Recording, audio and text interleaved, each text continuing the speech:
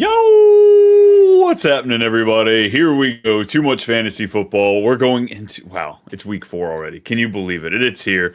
Brian and Brennan back with you to recap week 3, all of the madness, all the great, all the bad. How you doing today, man? I'm doing wonderful. I'm doing better than, I guess, some other injuries we got going on. Yeah, just got a few there today. We're gonna have to work through. But other than that, I mean, this was a weekend of defenses. Like the amount of special teams touchdowns, defensive touchdowns, blocked field goals, missed field goals. I mean, you definitely felt like it was the bounce back after week 2. The amount of touchdowns we got on the offensive side. I lost because of Seattle's defense.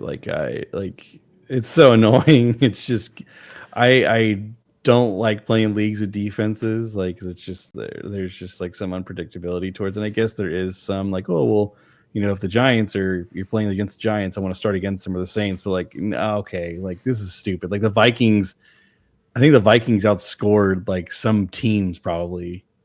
Yeah, they had 35 points in most your scoring formats, number 2 overall going into Monday night. I played Geno and the Vikings defense this week. My wife had both of them, and I was checked out pretty quickly. I would be too. But yeah, we're going to be going through a lot of the Booms players, touching on some of the busts, and then of course kind of an injury roundup there at the end. So without further ado, Brendan, let's get to it. Let's do it. Oh, let's talk. Go ahead, open it up with your boy there. Set the world on fire this weekend. He didn't have to do it with his legs. He did it with his arm, man. I mean, the Cowboys are bad defense, but almost 300 yards, 4 passing touchdowns, and like had it been a competitive game, he might have thrown for more. But they took out Dak halfway through the fourth quarter, and they threw out Milton. Well, they took out CD Lamb there at the very beginning, and that's really what started it. Like, this was a pretty decently back and forth. I think it was 17-14 at one point. Yeah. And going into halftime, I was like, all right, cool. We're going to get that great over that we were deserving on this. And I don't actually think we hit the over on this game because of the stall that the Dallas hit. But yeah, nearly 300 passing yards, 4 touchdowns. Ben Johnson was humming, man. He was. And Caleb's looking like a steal right now. Yeah, absolutely greatness coming out of there. Let's hope we can continue that a little bit, Chicago, because, I mean, Luther Burden stepped up for Chicago in a big way as well. Roma Dunze seems to be just that guy. He is. Next up, all right, we're going to touch on this briefly, but we kind of have to with just the game he had. Geno Smith, 19 for 29, 289 yards, 3 touchdowns. It was a loss to Marcus Mariota there. Yeah, that's the other guy we're going to talk about here. 200 yards passing touchdown, 400 or 40 rushing yards and a touchdown. Mariota just seems like a safe play when Jaden Daniels is out. I just think that offense in general, I think Kingsbury knows what to do with the mobile quarterbacks pretty well. Like he knows how to utilize their legs. So like when he was out and I lost Daniels, I picked up Caleb, but Mariota would have been my second bid. So yeah, whenever he's out, I would trust Mariota. Yeah, the 3 games he's filled in for Jaden Daniels since he was drafted, QB5, QB6, and QB9. Not so bad. It's crazy. But as soon as you put him in that starting role, it falls apart completely. Oh, yeah. We don't. Yeah, not bad. One other quarterback we got to bring up here. I mean, of course, we got to talk about Daniel Jones. 228 yards through the air, passing touchdown, another 27 yards on the ground. This team has just steamrolled its way into a 3-0 start. Yeah, the real test will be this next week when they go to LA, go against a good Rams defense and see what they are. But Daniel Jones is a viable starter moving forward, I feel like. I completely agree. I've got him in most of my single quarterback leagues that he was just kind of floating out there. So it's hard to shy away from him.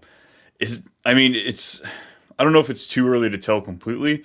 Okay, this is the Colts fan here talking, folks. We don't know if we can completely be bought in, but we played Denver, Titans, and Miami. So 2 teams and then a pretty decent team. Are they for real?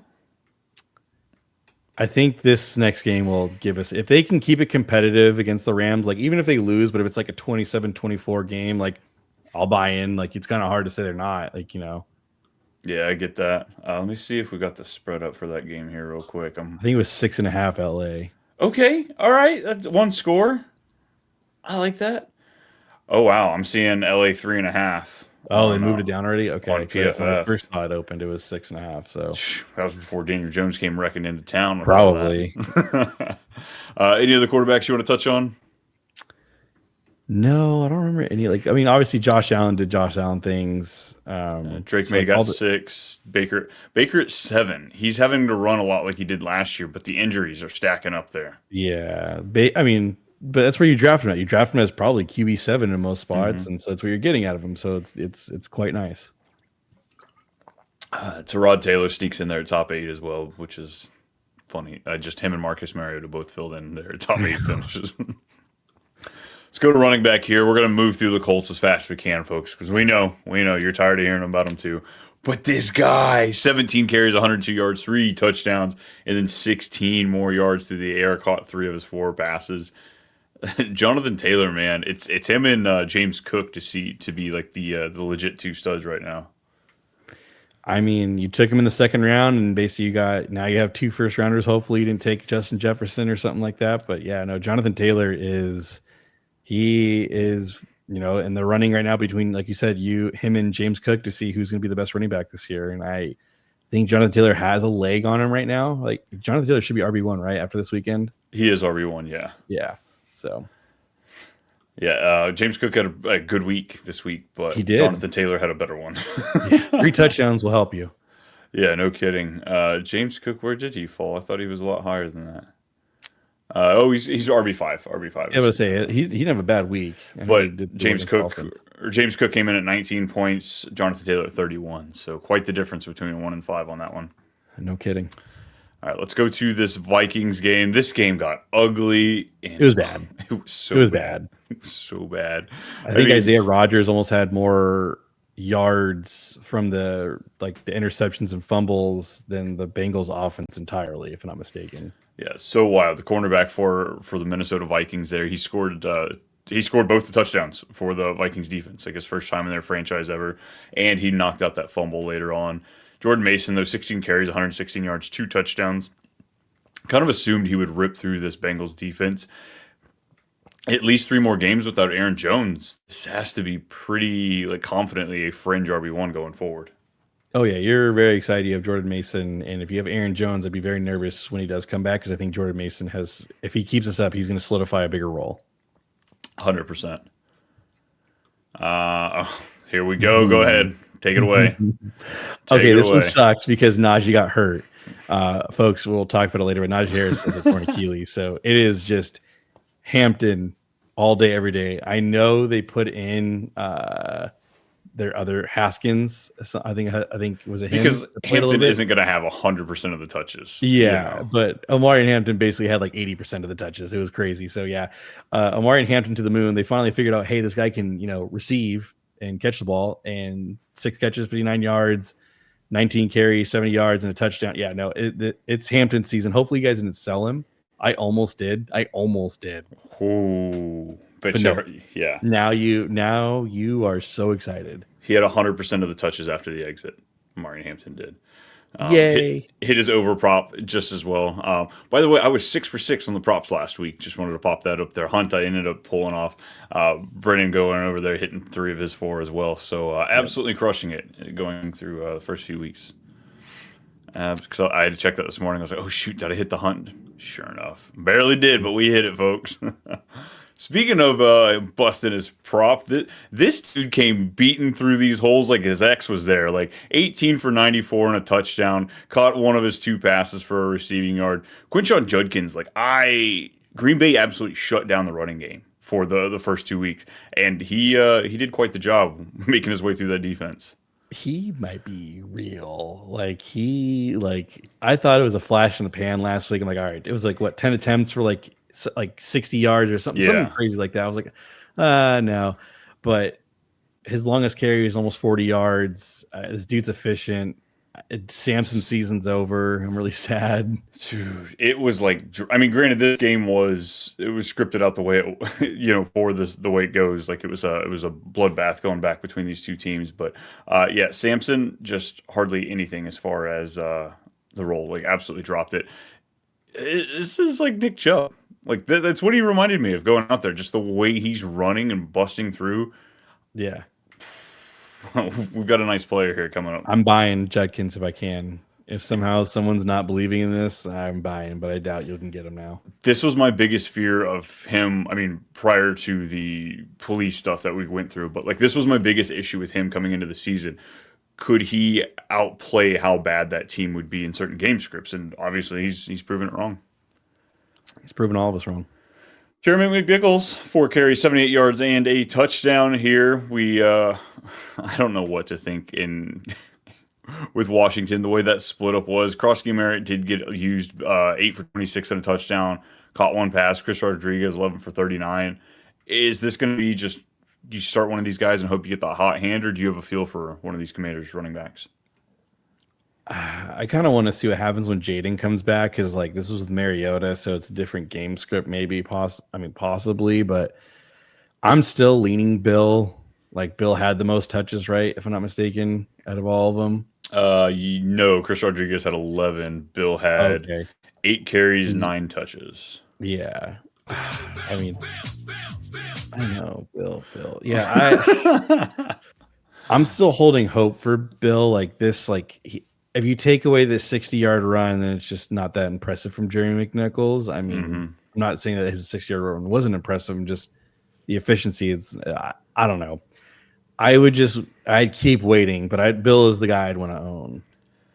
God, I have no idea. I really don't. Yeah, I have no idea to be honest. I'm saying Bill. I think which is like funny because he had 100% of the running back targets this week. But again, Mariota's tendencies are going to be different than Jaden Daniels, the game script, Cliff. I don't know what goes on in that man's head. So TBD. And then let's go to wide receivers here. Who the fuck is this guy? Look at this guy coming back. Last year, I thought we were done. We got 2 pretty talented rookies coming in. I'm like, all right, Trey Tucker, move aside, buddy. We got to see Jack Besh and then Donta Thornton come in there. Nope. He said, watch this. Hold my beer. Gino went deep, 8 for 9, 149 yards, and he dropped to JT. Yeah, 3 touchdowns. That's what we're calling that now. Trey Tucker. Yeah, I'm not chasing. Great week for him. Great week for you. I don't see it happening for. I like Jacoby. Brock Bowers is going to probably start to get healthy here soon. I'm just not buying it. If you want to spend your fab on him, have fun. I don't see it. This is like a guillotine league. Sure, we still have 16 teams in there, 15 teams. Yeah, absolutely. Yeah, no, I'm out on this though.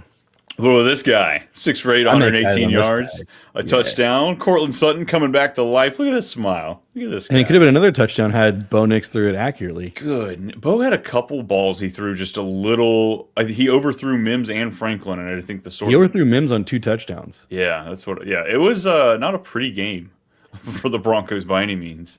I think Denver fans are starting to realize that Bo Nix isn't this second coming of Christ like he thought he was. Oh, yeah. There's no way he's hitting that second contract. He'll be 30 by the time it comes up. But also, this is not the quarterback of the future. This was just a stopgap because you had the Russell Wilson contract. Yeah. A.J. Brown. Hey, someone came to life. All right, I don't even know if I want to get into this game because been seeing red up until about 40 minutes before we hit record. So, yeah, Eagles 6 for 10, 109 yards and a touchdown. It would have only been this way had they not been down by almost 3 scores. Yeah, 26-7, and then all of a sudden they're like, let's throw the ball. Yeah, crazy. We have really good offensive weapons and a good offensive line. I'm pretty sure A.J. Brown threatened to push Steichen off the top of the stairs or something because all of a sudden it was a completely change in the way they were throwing it. Sirianni, yes. Oh my God, it's all the S's. They all came from there. It's just Sirianni. I don't like his name. Too easy showing 8 Mile clips. Yeah. We're gonna kind of loop in 2 guys here. We got JSN and Torrey Horton here popping up in the top 10. 5 for 6, 96 yards, and finally we got that touchdown for JSN. We got it, man. Dude, you're excited. You drafted him. You drafted him near that end, that tier of Marvin Harrison, Garrett Wilson. You probably had him a little bit ahead of him, but you're really excited. Now you're just this dude's talented. Crazy when a guy's like Olave and Garrett Wilson go on record saying he's better than us. Maybe take their word.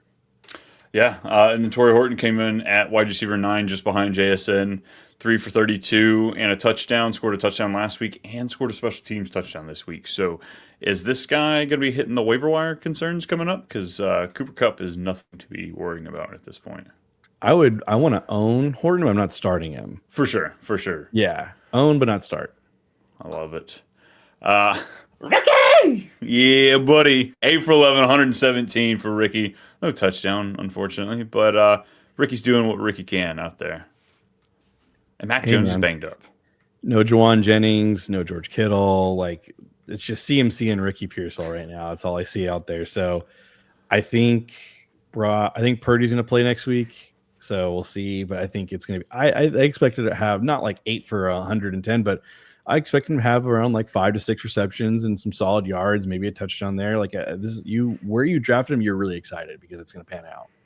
And this, I mean, yards per catch rocking around 14. It should be a lot deeper once Purdy comes in too. You know, we might see something closer to like 5 or 6 catches a game versus this 8, but it still should be the yardage numbers we're getting. Mind me, I said Ricky and you said Juwan, right? Yeah. I said Juwan until Juwan was hurt. Okay, we made the pivot. I've been on Team 49er. I want a piece of it. Yes, that was the beauty of it. They were going right next to each other. Yeah. All right, and lastly here on the booms, it's week 3. Who saw this coming? Like, he does this week 1, you know? A perfect best ball guy. Like this, you're so excited.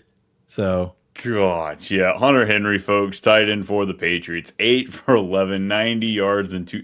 Dude, this game was ass backwards. Like, the amount of fumbles, the amount of, like, it's like everybody wants Travion Henderson to be a thing. Because Ramonde, he fumbled twice. You had Gibson fumble once. Drake May fumbled as well. Yeah. Stupid. You gotta trot out Henderson more. I mean, it's the fact that Gibson's getting touches is just annoying at this point. Well, and the fact that they are punishing Travion Henderson, they want him to learn his lesson by punishing him, by playing the guy who's screwing up more than him. He's not going to learn a lesson that. Like, that's just stupid. Yeah, I agree. God, that's dumb.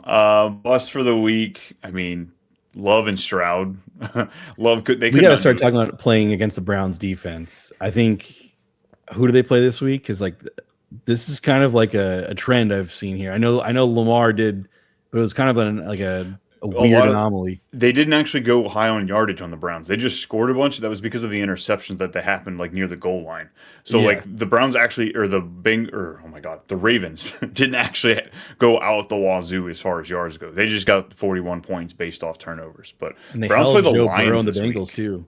Ooh. They play the Lions this week. So like, is David Montgomery going to be a sit this week? I don't know, man. He's probably going to be closer. He's going to be ranked closer to, I think, 36 than 24 for me this week. I think Jared Goff's in trouble. They are in Detroit, so that plays still in trouble in my opinion. I like Myles Garrett's going to get to him. So yeah, I mean, you can tell that the Browns are doing a bit of a pass funnel defense here. Just no running at all. They're letting you throw it really close, but nothing's over the top. So it's J-Mo might be in trouble. Montgomery could be in trouble. This could be just an Amon-Ra and Gibbs dump off pass left and right. What about CJ Stroud? Not a great game. Their offensive coordinator sucks. Their GM sucks, which is unfortunate. It's a new guy.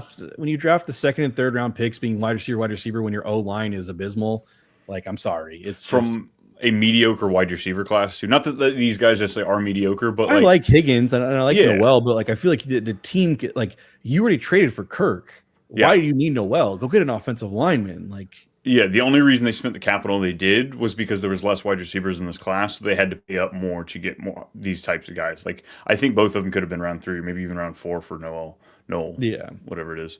It's bad out there. 0-3 for the Texans. Like, a month ago, if people would have said that, you would have been called crazy. But look where we are now.